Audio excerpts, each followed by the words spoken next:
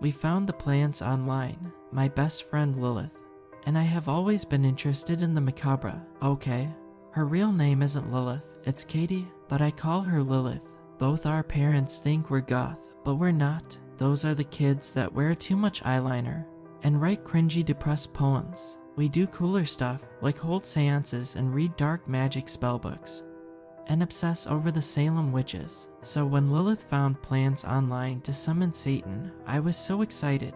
Are we seriously going to try to summon Satan? I whispered, my heart pounding in my chest. Why not? Lilith answered as she pulled out her phone and brought up the plans. It's easy. We just have to draw this giant pentagram on the floor and say this stuff in French. That's Latin, I corrected. Latin, whatever, nerd. She rolled her eyes at me. And then we write Satan in blood in the middle of the pentagram. That sounds too easy, I said, frowning. If it was that easy, wouldn't everyone summon Satan like all the time? You think normies want to summon Satan? No. She unzipped her bag and pulled out a black Sharpie. Then let's get to work. It was hard work. My room has a really fluffy carpet, so I had to draw each stroke several times over before it was actually visible. Are you sure this comes out with soap? My mom will kill me. Shut up and keep drawing, she replied, furiously scribbling with the marker. After 20 minutes or so, we were finally done. I stood up and admired our handiwork, a pentagram in a circle with several strange symbols inside each cavity of the pentagram. It looked good. Part of me hoped it wouldn't wash out. How mad would Mom be if I had a literal Satan summoning circle on my bedroom floor? That would really get her goat, and she totally deserved it after not letting me go to Sadie's sleepover. I swear, sometimes I was so mad at her I wanted her to die. Okay, now the Latin stuff. Lilith pulled out her phone and began to read Ego Te Voco. She read the entire thing terribly. I mean, I don't know Latin, but listening to it was painful. Now the blood, I said, scowling. Wait, did you bring blood? She tapped her arm. We use our own blood, silly, like we actually have to cut ourselves. She nodded. I don't know, Lil, that sounds kind of extreme. Don't be such a baby, she said. And then, before I could stop her, she grabbed my hand and nicked my palm with the scissors she'd been hiding in her sleeve. Lilith, I shouted, what the hell are you doing? Stop wasting time. We gotta do it before the blood dries up. She reached out for my hand. Here, you write the first 3 letters and I'll write the last 2. Saves time. I was mad, but she was right. We were running out of time. We bent over the carpet and got to work. Writing stuff in blood is totally overrated. They make it sound like this cool soul-binding thing, but it actually sucks. My hand was stinging and writing just that first letter, S, was enough that I needed a break. Why didn't we use Lilith's blood? I thought as I closed my eyes, breathing hard, trying not to focus on the pain. Then I sucked in a breath and got back to work, sticking my finger against my palm and writing the T. Breathless, we both got up and stepped away from the circle, and that's when we saw it. You idiot, Lilith said. You forgot the A. She was right. The letters in blood read Stan. Oh no, I'll fix it. I looked down at the wound on my hand, but it had stopped bleeding. It's dried up. Get the scissors and cut your hand. I'm not cutting my hand. Are you serious? You literally stabbed me. Just squeeze your hand, and more blood will come out. I don't want to. We were both cut off by a low humming sound. We both turned to the circle, our hearts pounding. Holy hell, I whispered as the Sharpie engraved pentagram began to glow. Dim red light that pulsed like a heartbeat, then faster and faster, brighter and brighter as a horrible roar rushed in our ears. We both stared, mouths agape. There was not a demon in the center of the circle, not a leather-skinned, fiery-eyed, red-horned creature from the depths of hell. No, there was just a guy, an average-looking white guy, maybe in his 20s or early 30s. He was wearing a gray t-shirt and khaki-colored cargo pants. There was stubble on his jaw, and his hair was kind of messy. You called me, he asked. Lilith and I stared at each other. I made an unintelligible stuttering noise. I'm Stan, he said. Then he let out a yawn that exposed his yellowed, crooked teeth. You need help or something. How did you get in here? I finally asked, composing myself. You summoned me. Lilith interjected. We were trying to summon Satan. Oh, common mistake. That pesky little extra A. I backed away, still staring in horror at this man who had just popped out of thin air. I wanted to believe that this guy had somehow broken in, maybe climbed in through a window while I wasn't looking. But the truth is, I was looking, and I saw him just appear right there in the middle of the circle, Lilith.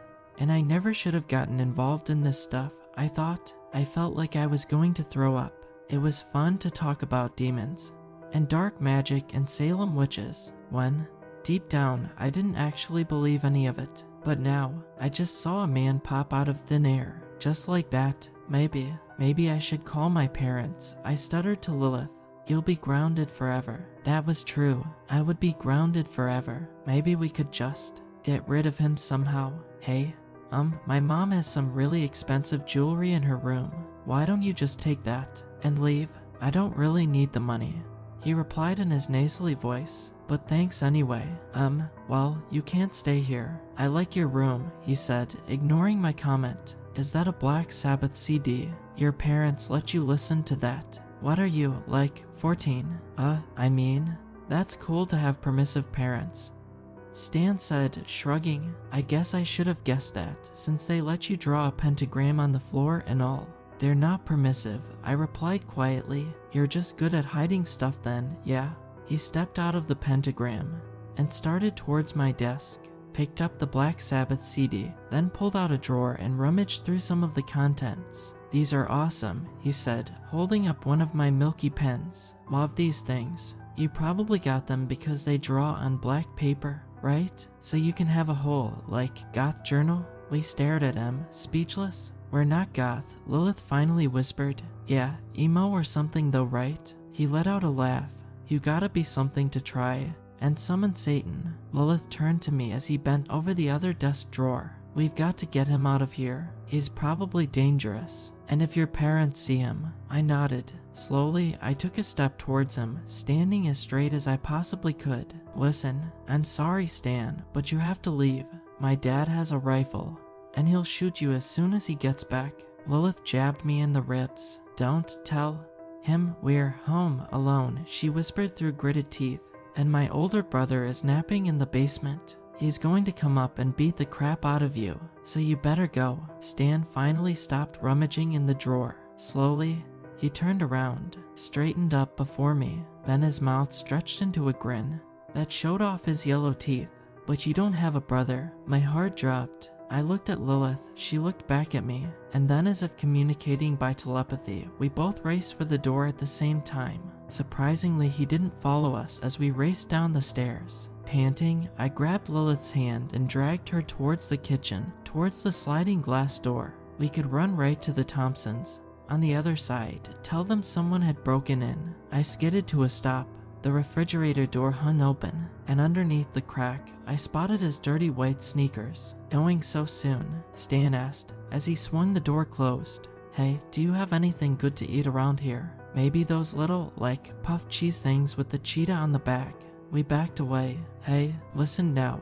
You two are the ones who summoned me, he said. You are not going to just kick me out, are you? Will you go if I give you Cheetos? I asked in a small voice. He shrugged. Maybe. Why, you have any. I ducked into the pantry, grabbed the orange bag, and blindly threw it at him. Here, now get out. Now wait a second, he said, plopping down on a chair, propping his feet up on the kitchen table. He opened the bag with a loud pop. If you were summoning Satan, you were clearly trying to make a deal with him, right? He threw some Cheetos in his mouth and crunched on them loudly. I want that same deal. We were just summoning Satan for fun. Yeah, right? Crunch, crunch. So what was the deal going to be? What did you want, Lilith?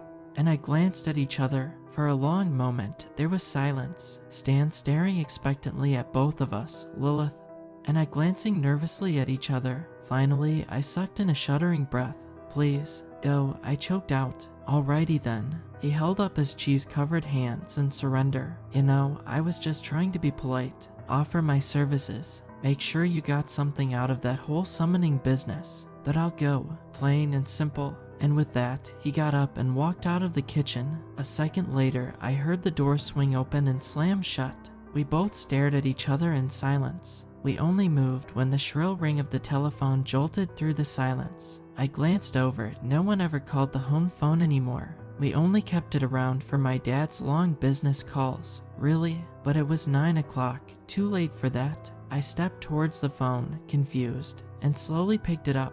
"Hello?" I asked in a soft voice. The voice on the other end of the line said my name and was shaking, but I recognized it immediately. It was my sister, Sam. "Sam, I'm so sorry," she said through breaking sobs, "but they just told me. It's Mom and Dad." She sucked in a breath. "They got in a terrible accident on Route 40. Dad's being airlifted to the hospital. But Mom," my heart sunk. "She's dead." The phone fell from my hands and clattered on the floor, but all I could picture in my head was Stan, with his yellowed grin and steel gray eyes, smugly smiling providing his services.